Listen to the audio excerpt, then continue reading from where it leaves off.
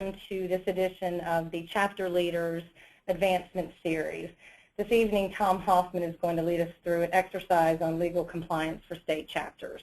A little bit about Tom, well, actually a lot, because we're really lucky to have him. But let me just read a few quick things on his background and why we've asked him to actually lead this session. Tom is the Associate General Counsel for the American College of Radiology. He advises members and staff on fraud, abuse, self-referral, and other federal, state compliance and transactional matters.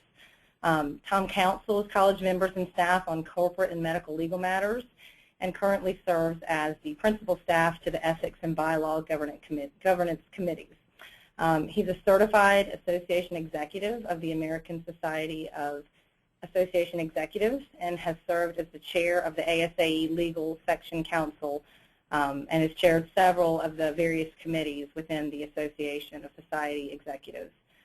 He also joined the faculty at George Mason University in the fall semester of 2012 and is teaching an undergraduate level course in healthcare law. So with that, I am happy to turn this over to Tom, and we'll get started. Thanks, Tanya. Hello, everyone. I appreciate this opportunity to present.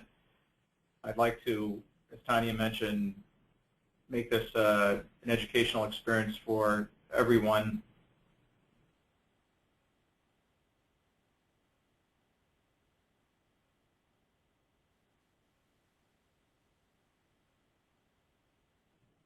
Challenges that your chapter faces. I've had the privilege of serving with the college for over 17 years. We've worked closely with our colleagues in many departments, including Tanya's chapter services under governance and membership. Chapters, to me, represents the laboratory of policy, of healthcare delivery, and therefore is critically important to the college's mission. We're prioritizing chapter services within the context of helping you, our members, and those who assist our members as executives to help patients receive quality patient care. In my role as Associate General Counsel, along with Bill Shields, the General Counsel, we have interacted directly with many of you and your counterparts on questions ranging from corporate bylaws, articles of incorporation, even contracts between a chapter and certain chapter executives, insurance.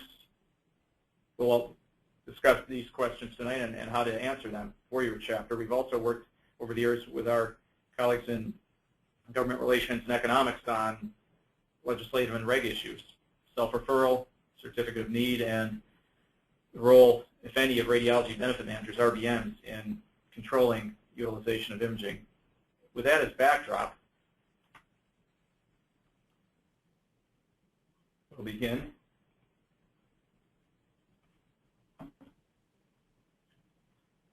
Why are you here tonight in your capacity as a chapter leader or executive director?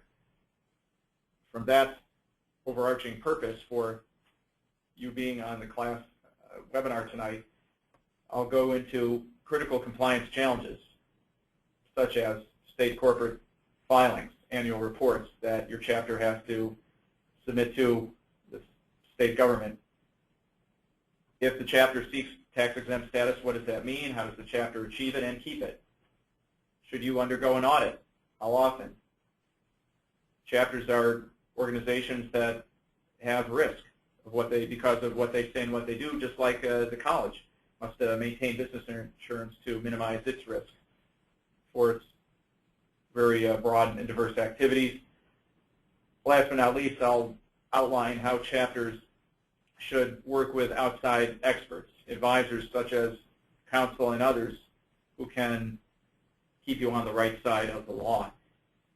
Finally, I'll discuss how Tanya and her colleagues in chapter services and throughout the organization are here to help and what we do for you as chapter leaders and executives. Why are you here tonight? I believe that you're here in part because you serve a critical fiduciary role on behalf of your chapter.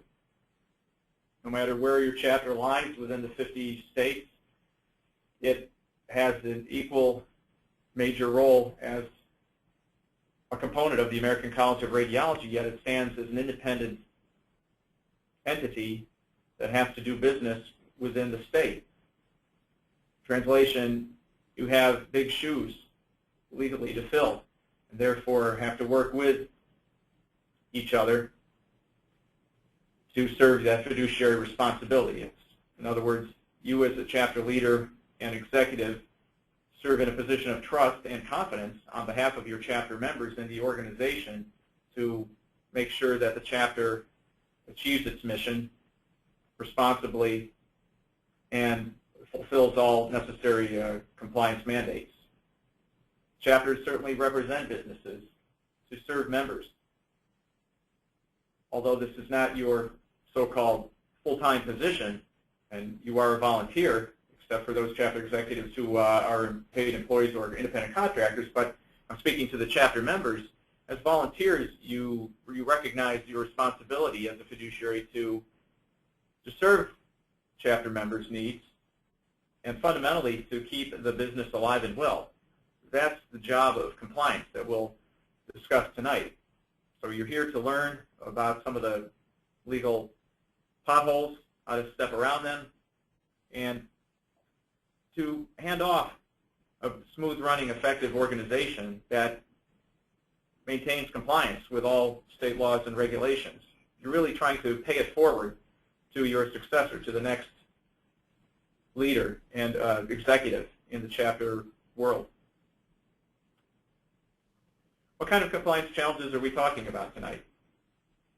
Let's start with what I term a necessary pain, the not-so-glamorous corporate filings. These are documents that any organization that wishes to transact or do business in a state, our state, the Commonwealth of Virginia, we have to work with the Secretary of State, that is the agency charged with overseeing organizations that are doing business.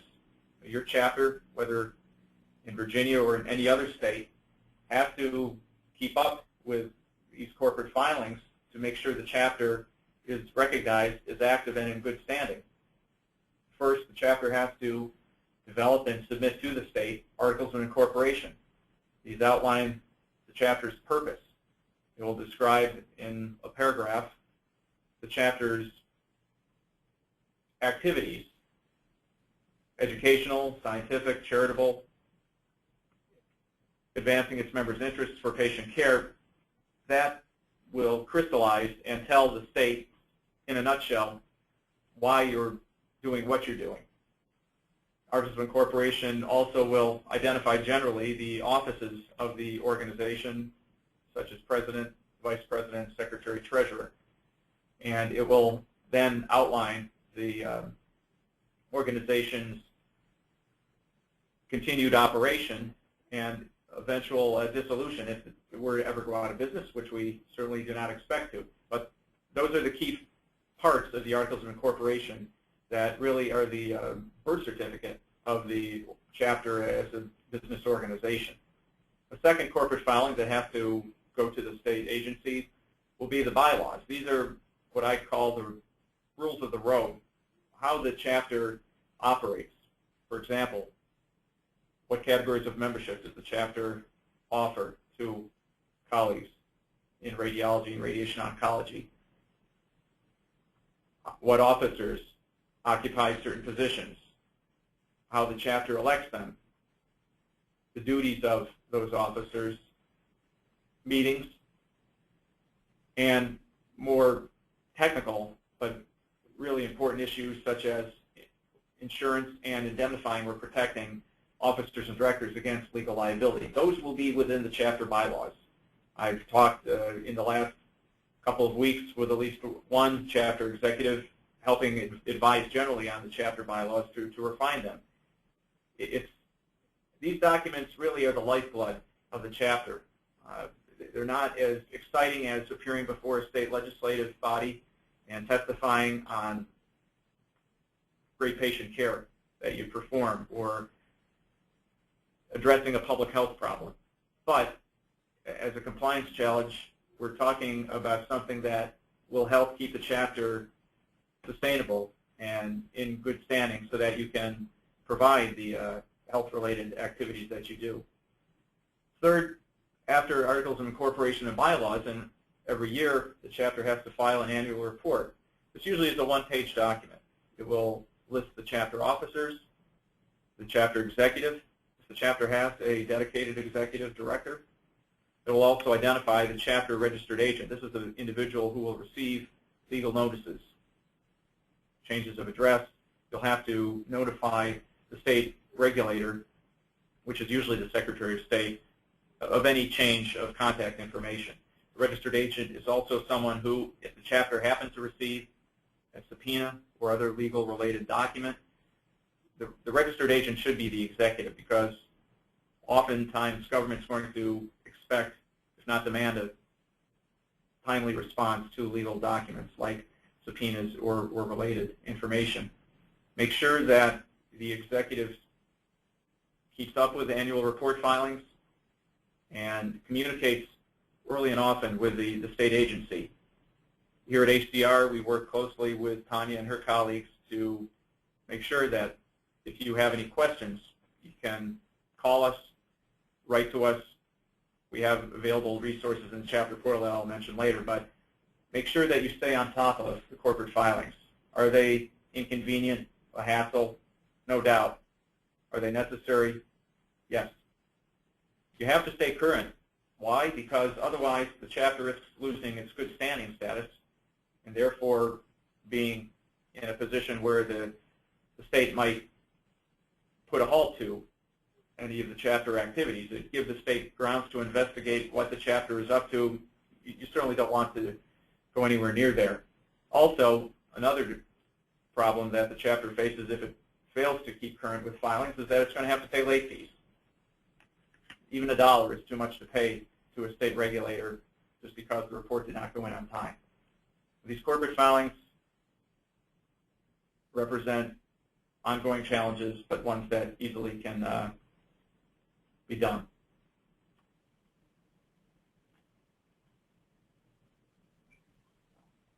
Next, many chapters, including several represented tonight in the class, have decided to go federal. What do I mean by that expression?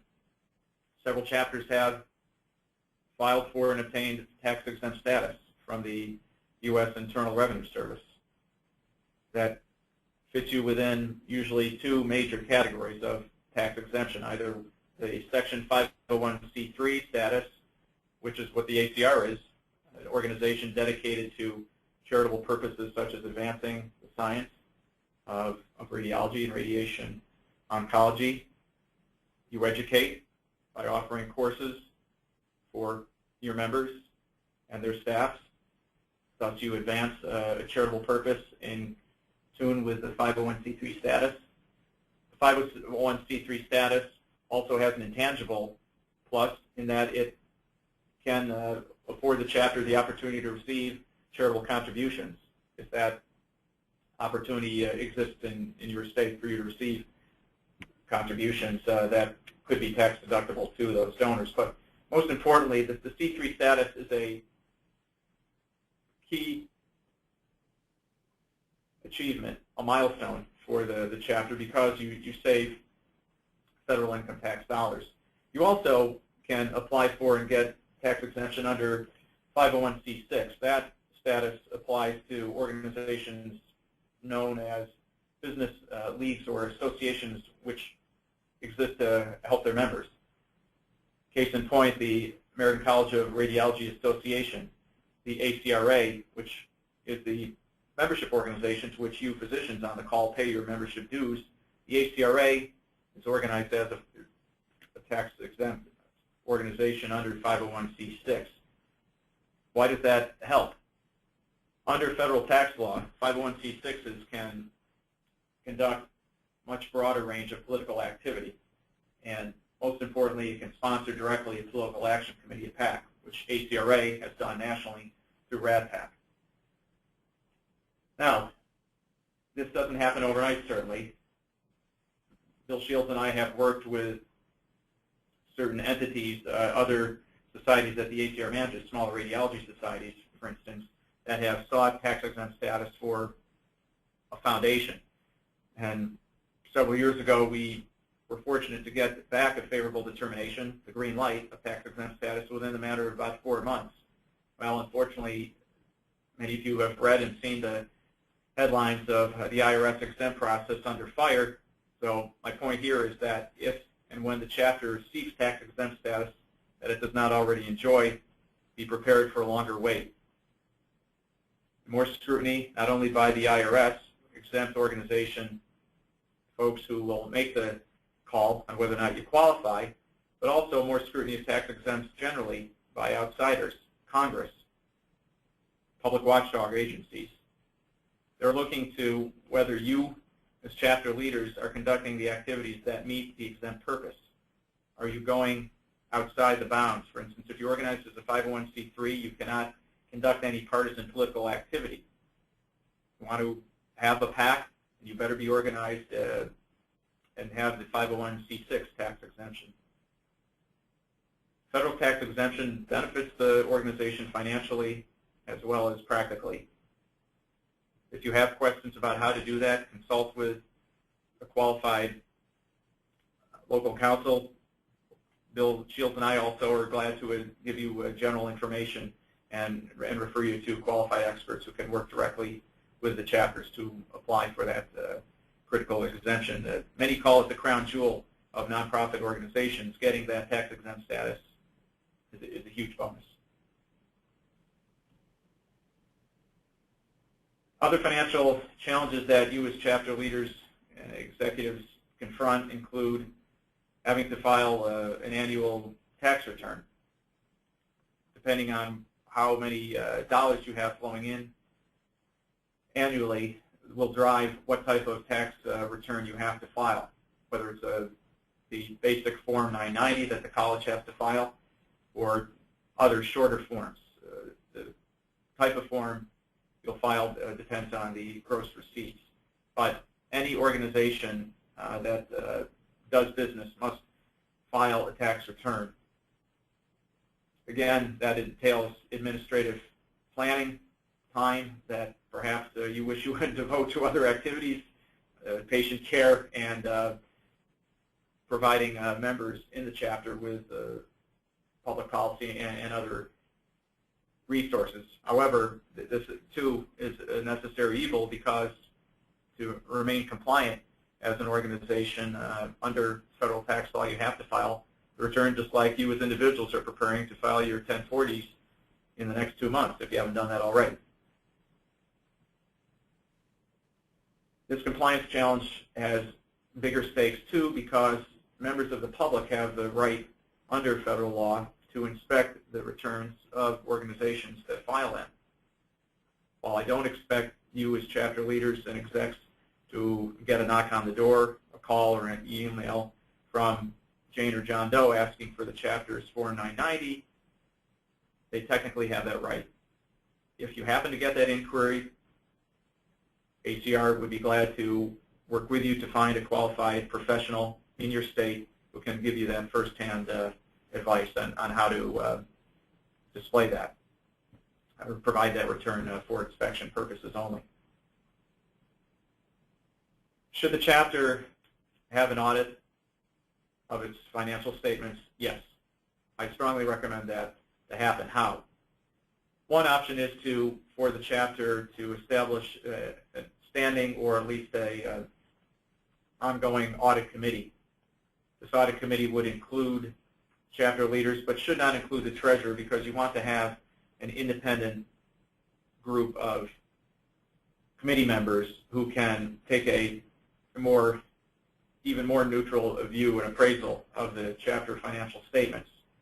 The audit committee too can include the chapter executive as a non-voting member and other advisors, even outside accountants. We believe here at the college that it's good, if not best practice, for chapters like any nonprofit organizations to conduct an audit at least every 2 to 3 years. You want to first understand what practices the chapter has done that might need fine-tuning, how it handles finances, if the chapter is becoming more active in the legislative and regulatory arena, particularly if it's established a PAC, you need to make sure that reporting of financials follows appropriate federal and state guidelines. That's grounds enough to have an audit, let alone auditing the chapter's books for income and expenses. The audit represents to a sound compliance check on the communication between the chapter leadership and the chapter executive on handling the finances. If the chapter has not done an audit in some time and believes it's too expensive, think again, please, because not only is it good practice, but it's a prudent fiscal investment that will benefit the chapter. I have a question that came in, Tom, if Sure. you don't mind. It came in through the poll, so I'm going to go ahead and read that now. With membership rosters falling, our budget at the local level is undergoing a squeeze. Since we wish to maintain our prior level of engagement and number of annual events and services for the membership, we're making efforts to reach out to sponsors from businesses such as local banks, etc. Are there any legal ramifications we need to consider for the chapter as we proceed in this direction? Yes. Sponsorships from outside organizations raise at least one or two legal issues, Tanya. First, if the chapter is tax exempt, then it has to handle the question of whether or not sponsorship payments to the chapter might represent unrelated business income that the chapter would have to report on its tax return. Corporate sponsorship payments can be exempt under certain circumstances, but the chapter should consider talking with a qualified financial professional. Second, even aside from the technical issue of unrelated business income, is the chapter has to think critically about the perception of sponsorships. I understand the pressing questions that this person raised about falling membership and tighter resources, but that's all the more reason to look around the corner as to what corporate sponsor the chapter wants, with which the chapter wants to do business. How will members regard that? How will outside stakeholders, government and private industry, regard potential sponsorship? That can pay off for the chapter. It has positives, but it has to think about the public relations impact as well as the legal impact of sponsorship. Thanks for that question. Great. And if that's not the asker, you can raise your hand if you want to follow up for that. We're happy to do that. And then another question, just going back to that audit. I know that you're saying that folks should certainly do this at least every 2 to 3 years. Is there a threshold for that at all? You know, is there an annual operating budget that you suggest folks should have, or is it just we think, you know, that we're recommending that all of our chapters, if you have not done an audit, go ahead and get that first one done and put it on the calendar? I think each chapter of ACR Tanya can benefit from having an audit, no matter how small a budget or few activities it is done, because you don't know what you don't know. I mean, the chapter should look closely at how it handles the money that it does. Mm-hmm. It can answer the question effectively from members, from government regulators, and from members of the public.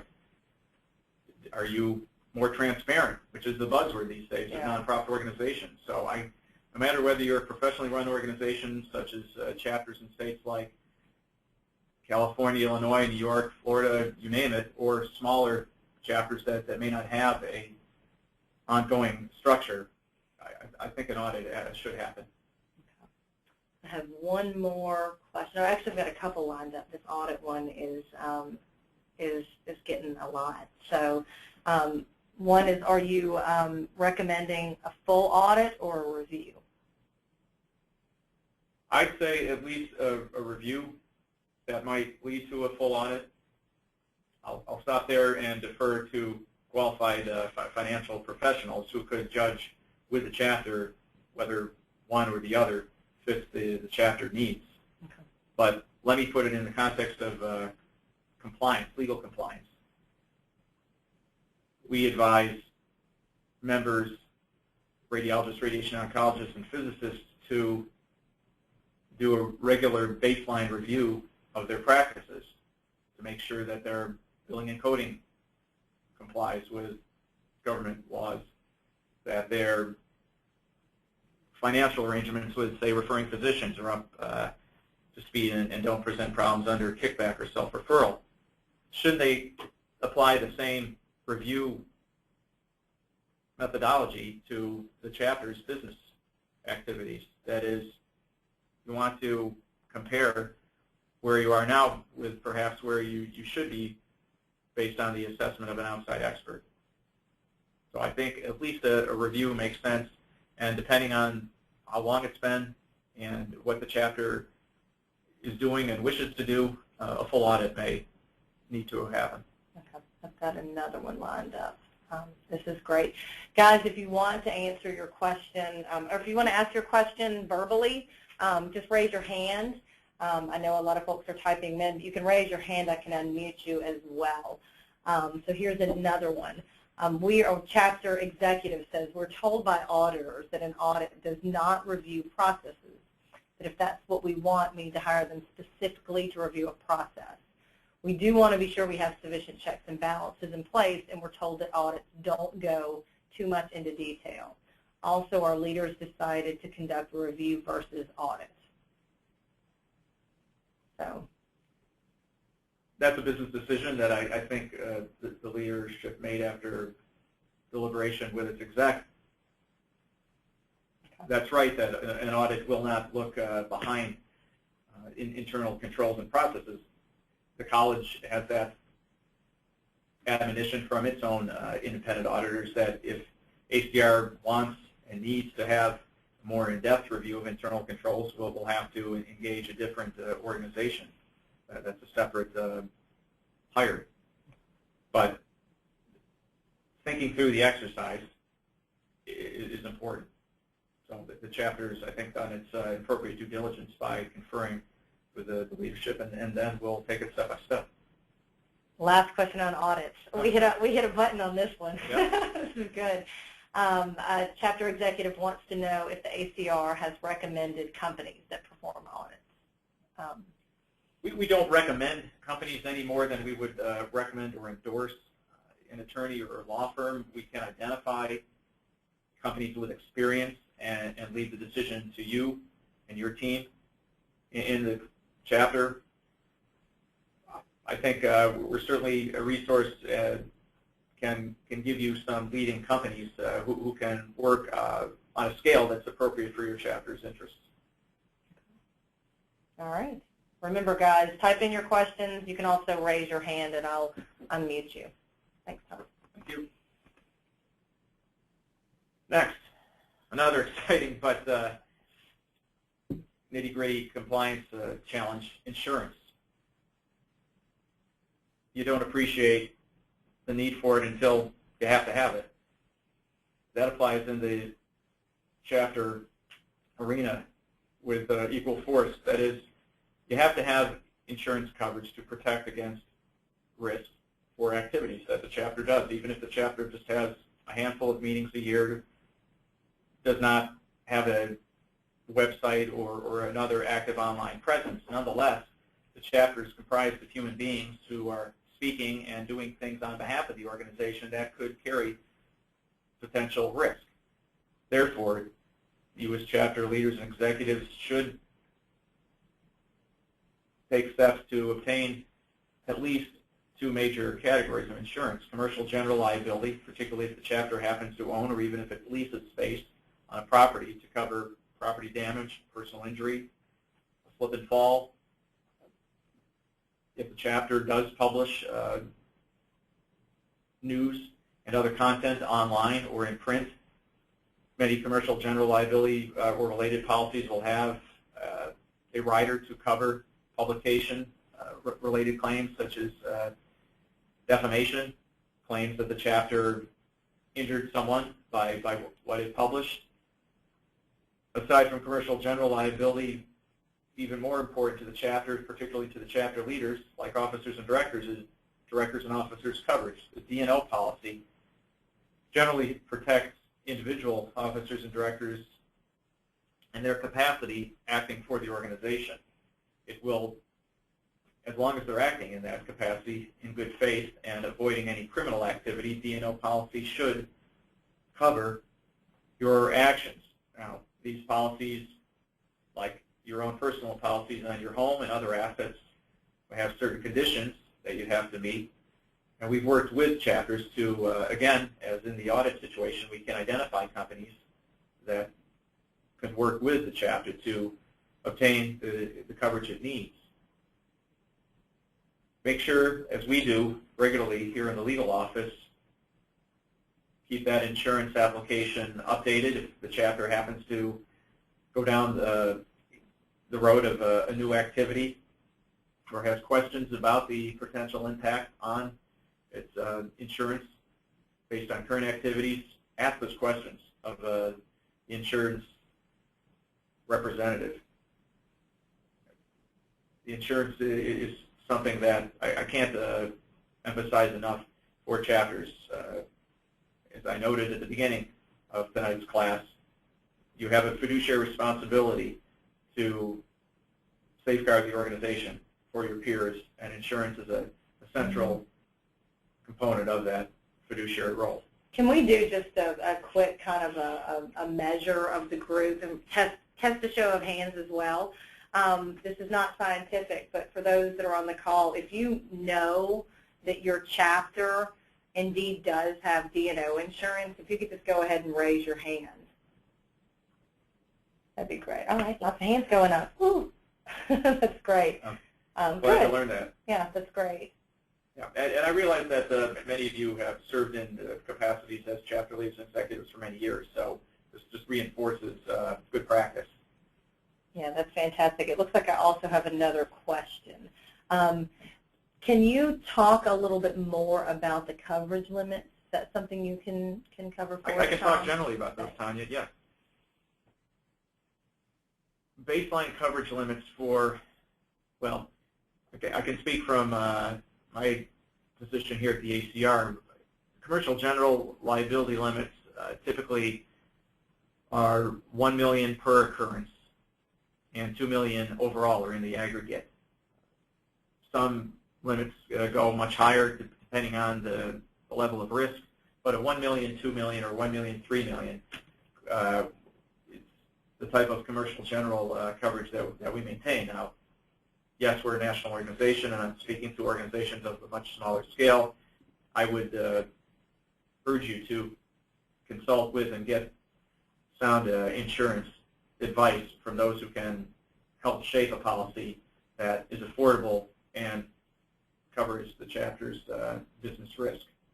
On the directors and officers side, well, because of the higher risk, particularly to the leadership, policies could range as high as several $million. The limits could protect, it should protect the chapter at least to $5 million, if not higher. And that's my unofficial assessment based on experience here in serving for the college. I think the deliverable here is to know that if you don't have what you believe are adequate insurance limits, investigate and get the policy coverage that you believe will protect. I realize that it's you may believe it's an educated guess, but it's something that you can arrive at through good investigation and consulting outside experts. So another question about D&O. So it looks like a chapter has a separate foundation that they've created in order to raise funds for their resident and fellowship section of their chapter. Do they need separate D&O insurance for the foundation? They don't, no. Okay. I don't believe they would, Tanya. At least drawing on our experience here at the college, the ACR Foundation is a named insured. It falls under the ACR zone policy And I think the analogy would fit for the chapter. That is, the chapter could bring the foundation under its own parent policy. All right, thank you. Sure. Speaking of working with outside advisors, yet another compliance challenge that you handle day in and day out for the chapter is, to whom do you turn when you have questions, problems like insurance, liability issues? If the chapter wishes to take a position on a public policy issue and question comes up as, well, we're a C3, how much lobbying can we do? Should we start a political action committee, a PAC? I strongly recommend that you make the investment to contact and engage either an individual attorney and or law firm to get the legal counsel you need. These are professionals who are based in states, understand the culture of state regulators like secretaries of state, state attorneys general, who oversee charitable activities if you're in fundraising, for example, that have drawn under the microscope of state regulators. Whatever the state activity the chapter does carries legal consequences. That's the name of our game tonight. While Bill Shields and I are glad to and do talk with you and your executive counterparts, there's no substitute for getting on-the-ground advice. And we, as I'll mention shortly, have the resource that can help you get that firsthand state law knowledge. Also work with an accountant who can and should advise on the chapter financial matters. We talked a lot just a few minutes ago about audits. This chapter should also retain an outside auditor who can be a third party, an independent third party, to look at the chapter's, what it's doing now and its future activities. Part of your fiduciary responsibility is to exercise the duty of care. That involves knowing where you need to go and to whom you should turn for outside advice and counsel.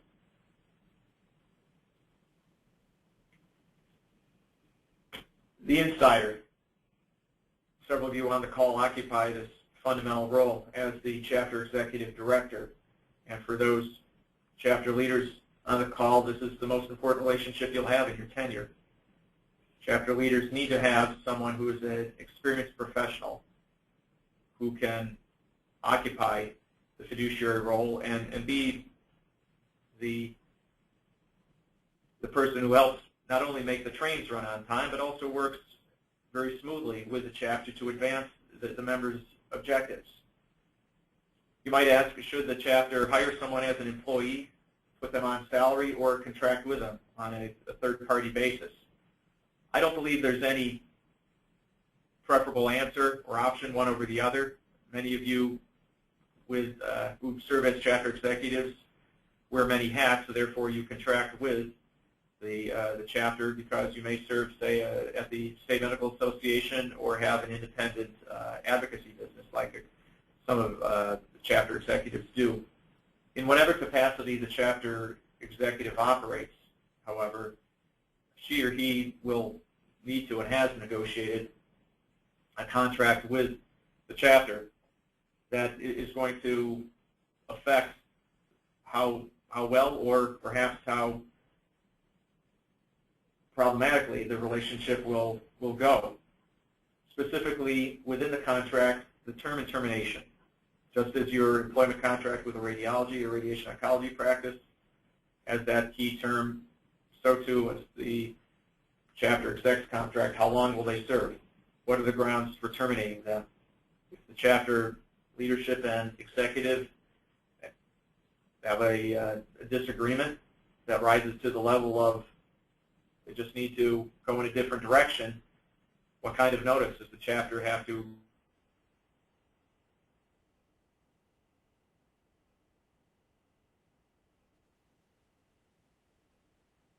provide to the executive? What kind of notice does the executive have to provide in turn to the chapter if they decide to stop working as the executive?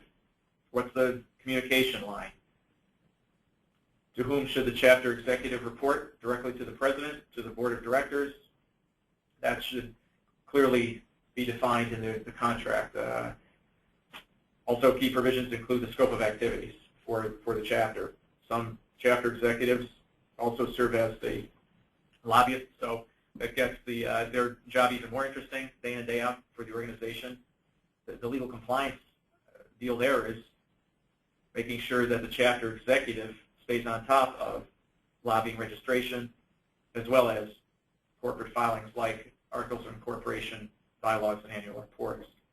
The executive director is the person who knows how the chapter is perceived, both within the state and among its counterparts, not only within radiology, but also within the House of Medicine. So the chapter leadership has to have that absolute trust and confidence in the executive. And as with any organization, succession planning should happen. As chapter leaders, you should work with the incumbent, particularly someone who served for many years, to make sure that when that executive decides to step aside, the chapter has a smooth transition. There should be an overlap of at least, at a minimum, 1 month, perhaps up to 3 months, if possible, for an outgoing executive to work with his or her successor. An insider can make a chapter function very well. If, however, problems surface, then you have to act decisively and honestly with each other for the organization, for the members' best interests. Do you, if I can kind of go back to that, for those that are on the call and that will listen to the recording, that do have an executive director and maybe they have had a long-term contract, is it a good idea to go back and review the contract that you have with your executive director? Is that common, or is it? I think the chapter leader, when he or she takes over, each year should understand the basic points of the executive's service. The executive does serve at the pleasure of the chapter, and as head of the organization, the chapter, president should understand what's in the executive's job description and under what on what basis he or she serves for the chapter. Is it common? I'm not certain that each and every chapter affiliated with ACR has done that, but I think it's wise to do so. You should want to have that to cultivate the relationship of trust and mutual good faith dealing, Tanya. It's important for chapter leaders to seek out the executives and vice versa, so that they can work well and get over any particular questions or problems that may surface. Great, thank you. Yes. Well, what do we do to merit your confidence in the ACR, and how can we help and do help you? My colleague across the table from me serves as the point person for chapter services. She has and continues to perform admirably to serve your chapter needs. Looking ahead to chapter activities, in 3 months' time, we hope that many, if not all of you on tonight's class will be in Washington, D.C. for the ACR 2015 meeting. Tanya will host the very popular and well-regarded Chapter Leaders and Executive Workshop to provide you a one-day how-to program to highlight how you can more effectively represent your chapter's interests and get it to the next level. So we have the staff resources. Tanya and her colleagues, Bill and I in legal, along with our colleagues Shavana Farmery and Dee Salem, are here to provide information and resources to you.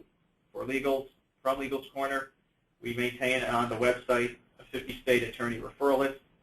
These are qualified professionals, many of whom represent radiologists individually as well as radiology practices and radiation oncology practices. There are bios, contact information for these. If you've had an experience, positive or negative, with a particular attorney whom you've identified from our list, let us know, please. We can learn from and improve based on your insights to us if you've interacted with any of the attorneys on ACR's referral list. The chapter handbook also is a great resource that Tanya and colleagues are updating to provide practical guidance, how to organize a chapter, work effectively with chapter leaders, with one another and with the executive, legal issues like antitrust, corporate compliance, and others that we've discussed tonight. The chapter handbook is, I think, a real must-read for particularly new chapter leaders and even veteran ones, along with executives. Also, please look to the chapter portal that ACR maintains for resources. Tanya, any others that I might really, and speaking of of the portal, I'm looking at the folks on the call and the attendee list. Use each other as a resource. Oftentimes, when a current leader or president or a current executive director comes to me with a question, I certainly am happy to help and assist and provide any resources that I might have.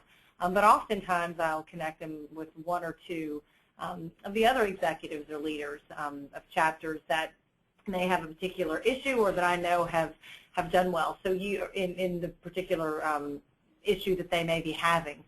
The portal does have the communications ability, so if you were to access the portal and you want to talk only to executive directors, so if you want to talk only to staff, you have the ability to go through and select to just have a conversation with all executives. You can say, hey, I'm having a huge issue with my board president, or have those high-level conversations maybe that only you want to have with other staffers. And the converse is the officers of the chapter. If you are wanting to talk to other officers, you can really select that out. If you're thinking of going back and doing a review of your executive director's contract because of this call, but you don't really want to tell your executive director you're doing that, you can go out to the other officers on the portal and say, hey, we're thinking of doing this. Has another chapter done that? Or you can, cast the net very widely and just, send an email to everyone. So do use the resources we have. The chapter handbook, as clunky as it is, and we are trying to update it. It's in an Adobe PDF, which is a fine format, but it's a little clunky getting around the pieces of it. But it's really valuable. It's really long, but it's really rich and robust with templates and things and guides that you can use. What we're talking about here tonight isn't the sexiest of things, but it really is the nuts and bolts of a chapter, and these are the things that you really need to attend to. So definitely look to each other, look to the handbook, contact me, and I'll do everything I can to get the information that you need. Yes, and two, we'll circulate in the next few weeks or months, Tanya, a chapter survey to highlight, for instance, how many chapters have incorporation through their state, tax-exempt status through the IRS, and related compliance highlights. Yeah, and that's what we're here. We're here to really begin this conversation, all of these class sessions, and especially this one. This is the beginning of the conversation. So if you're sitting on this call and you're like, wow, I don't know if we have D&O. I don't know if we've updated our bylaws recently. I don't know. You can have questions about every single thing that we've talked about, and that's okay, because that's what we're here for. So, certainly follow up. And on Friday of this week, I'll be sending out the chapter survey, which will be a lot shorter than it has in years past. And that's going to give us a really good kind of a dashboard of where your chapter is. And if we see that you either don't have D&O insurance or don't know, that gives us a great opportunity to reach out to you and help you and provide some guidance with that.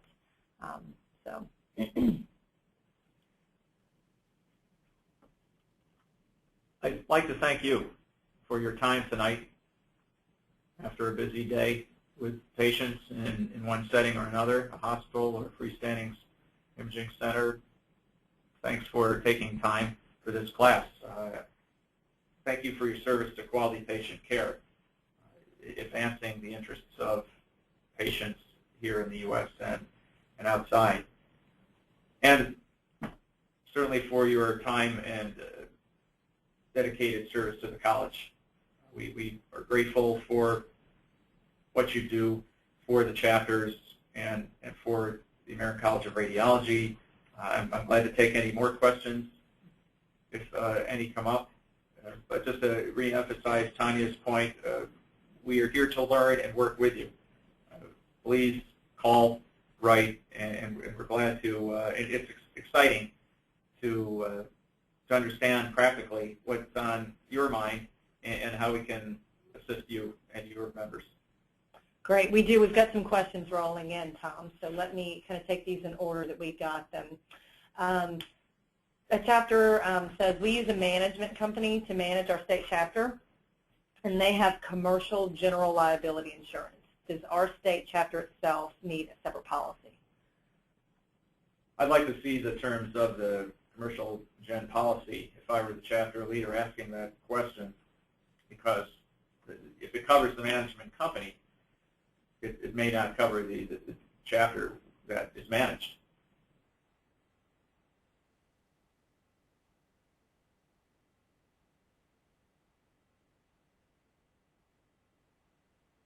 Happens.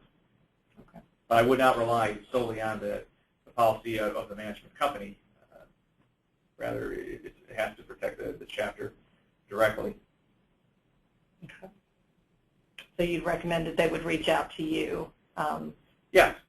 Contact legal, and we can help identify a good insurance source. Okay, great. Another question. Many state chapters have component societies. Oh, I just lost it. Where'd it go? Okay.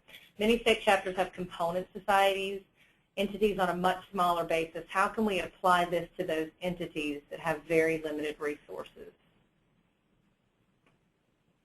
They can prioritize by at least seeing whether learning whether the chapter has, for example, the component society has any, what I would call governing documents, any bylaws that spell out the relationship between the chapter and the component society.